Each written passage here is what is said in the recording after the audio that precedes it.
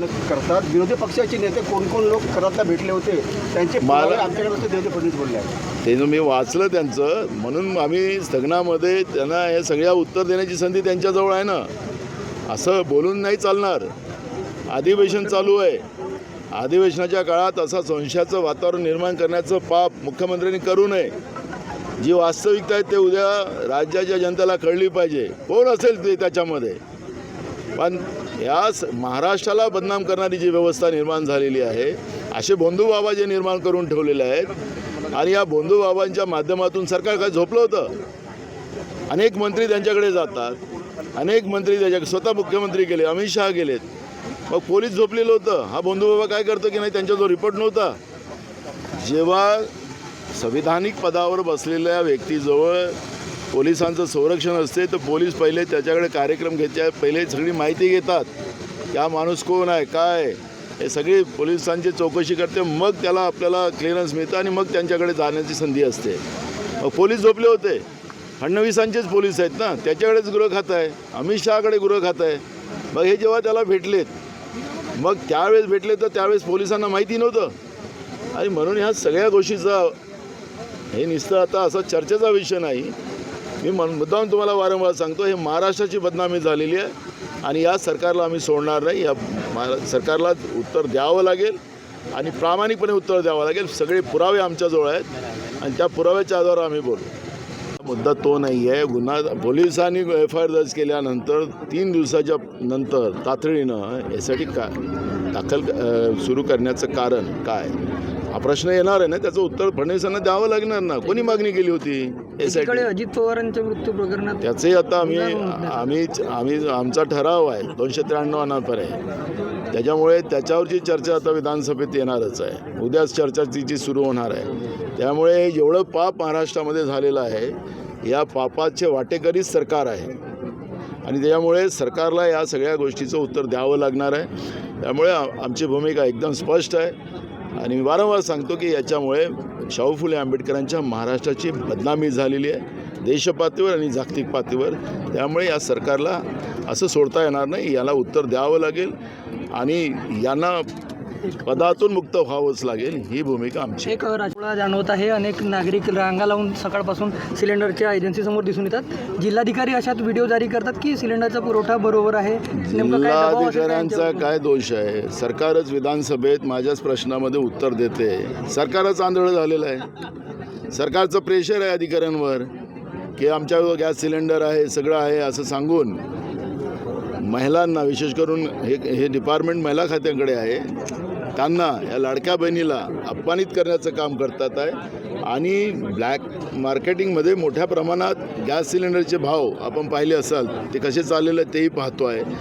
मी सातत्यानं विधानसभेत 3 आठवडे हा प्रश्न लावून घेतला. म्हणून गेल्या आठवड्यात राज्याच्या फूड अँड सप्लाय विभागाचे मंत्री छगन भुजबळ यांनी उत्तर दिलं, तेही खोटं उत्तर दिलं.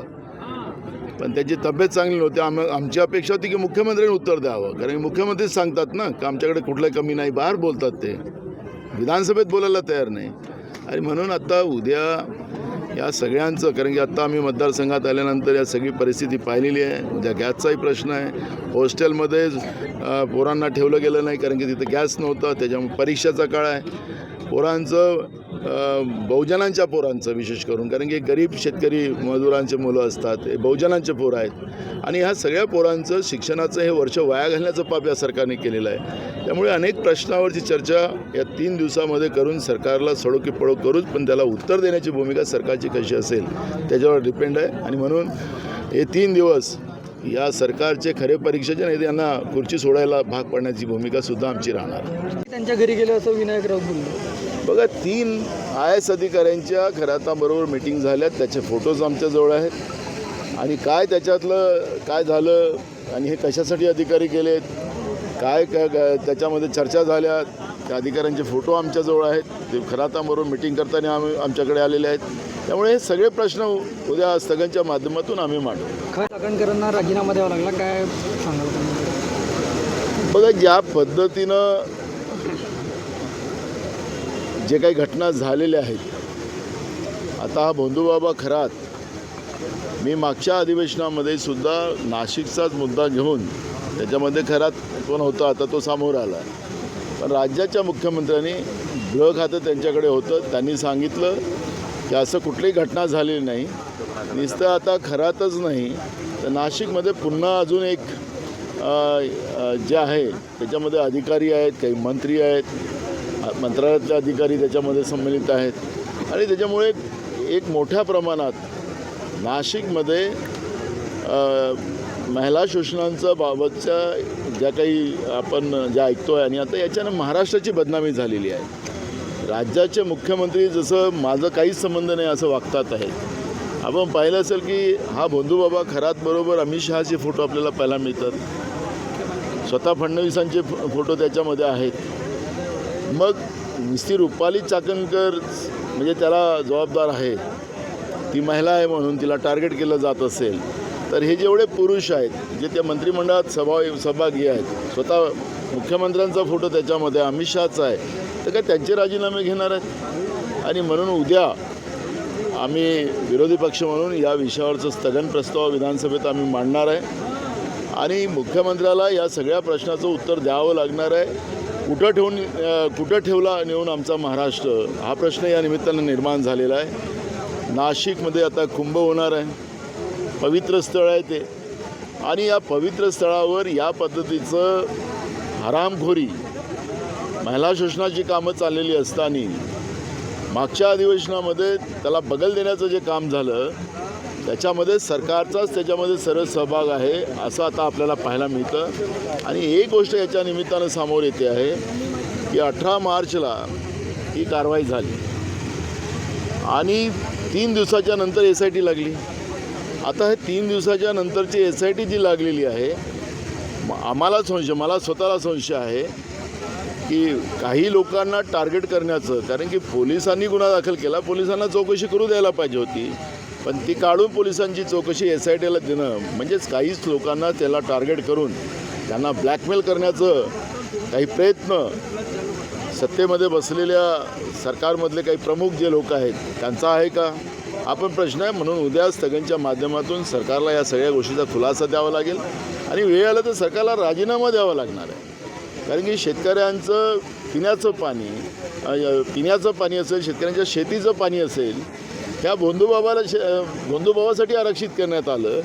एकीकडे पाण्यासाठी शेत्या मरतात आहेत, लोक पिण्याच्या पाणी नसल्यामुळे बिस्लरीच्या बॉटल घेऊन पाणी पितात आहेत आणि एकीकडे या भोंदूबाबाच्या पाया लागून त्याला या शेतकऱ्यांचं पाणी देण्याचं पाप ज्या लोकांनी केलेलं आहे त्या सरकारला, कारण की अखेरी पाण्याचं आरक्षण देण्याचा त्याला कॅबिनेटचा निर्णय आहे, तर त्याला सरकारच जबाबदार आहे आणि म्हणून या सरकारने राजीनामा द्यावा अशा पद्धतीची आम्ही भूमिका मांडू आणि उद्या आम्ही लोक स्थगन प्रस्ताव याच्यावर आणू. खरं त्यांचा भांडाफोड आम्हीच केला असं मुख्यमंत्री सांगतात. खरंच प्रकरण जे आहे ते आम्हीच भांडाफोड केलं असं सांगतात मुख्यमंत्री. तामिळनाडूच्या धर्तीवर राज्य शासनानं आपल्याला माहितीसाठी सांगतो, मुख्यमंत्र्यांनी भांडा फोडला तर मागच्या वेळेचं मी विधानसभेमध्ये पेन ड्राईव्ह दाखवलं त्यावेळेस मुख्यमंत्र्यांनी का लपवलं? काय अशी घटनाच झाली नाही असं मुख्यमंत्री स्वतः बोलले, ते रेकॉर्डला आहे.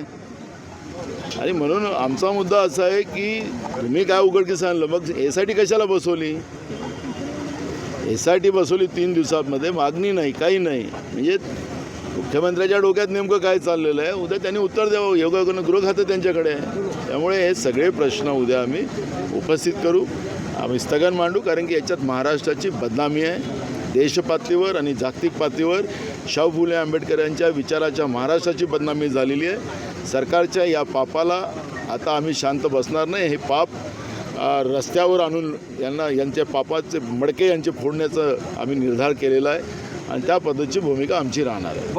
आपण तुम्ही कार्यकर्ता, ओबीसी कार्यकर्ता म्हणून आज इथे पेंडालमध्ये बसलेले होते, राजकीय भूमिका तुमची नव्हती. काय ओबीसींना खरोखर केंद्र सरकार असो, राज्य सरकार असो, न्याय देईल का? काय वाटतं? परमपूज्य डॉक्टर बाबासाहेब आंबेडकरांनी आर्टिकल 340 प्रमाणे ओबीसी समाजालाही सुद्धा आरक्षणाच्या व्यवस्था घटनेमध्ये दिलेल्या आहे.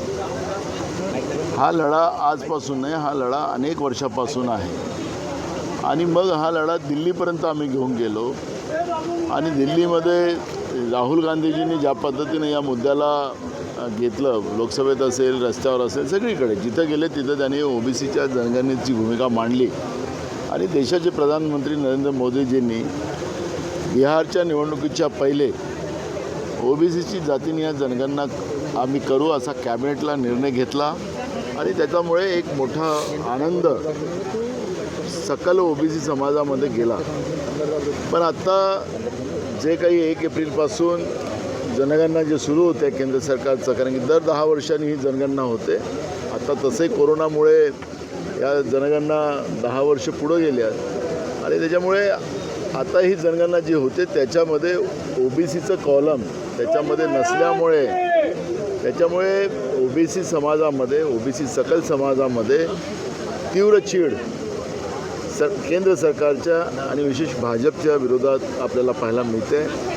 आज हा काही राजकीय मुद्दा नाही. मी स्वतः आमचे अभिजित बंजारी असतील, वडेट्टीवारजी असतील, चरणभाऊ वाघमारे असतील, सगळे आम्ही आमदार असलेली लोक, कारण की अखेरी आम्ही समाजाचे घटक आहोत. आमदार हा नंतरचा मुद्दा आहे. अखेरी या समाजाला न्याय मिळावा ही अपेक्षा आमची सगळ्यांचीच आहे. आणि म्हणून जे लोक अनेक वर्षापासून या आंदोलनाचं काम करतात, आपण पाहिलं असेल की आता या संघटनेतले जे काही वयोवृद्ध मंडळी आहे ती 80-80 वर्षाची आहे, ती सुद्धा याच्यामध्ये दिवसरात्र काम करून ओबीसी समाजाला न्याय मिळावा अशी अपेक्षा घेऊन चाललेलं आहे. आम्ही तर त्यांच्या पोराप्रमाणे आहोत. आणि म्हणून आमच्या सगळ्यांची भूमिका आहे की याच्यात राजकारण येता कामा नये, कुठलंही राजकीय फलक त्याच्यामध्ये जाता कामा नये. हा सामाजिक मुद्दा आहे आणि म्हणून हा संदेश देण्याचं काम भंडारा जिल्ह्याच्या वतीनं आज महाराष्ट्रालाच दिला आणि पूर्ण देशाला देण्याचं एक काम या ठिकाणी झालेलं आहे. आणि मला असं वाटतं की जास्त परीक्षा आता या ओबीसी सकल समाजाची केंद्र सरकारने, भाजपने बघू नये, नाही तर याचा एक मोठा उद्रेक आता होण्याची शक्यता आहे. आणि सगळी सर्वस्वी जबाबदारी केंद्र सरकारची या निमित्तानं जाण्याची शक्यता नाकारता येत नाही.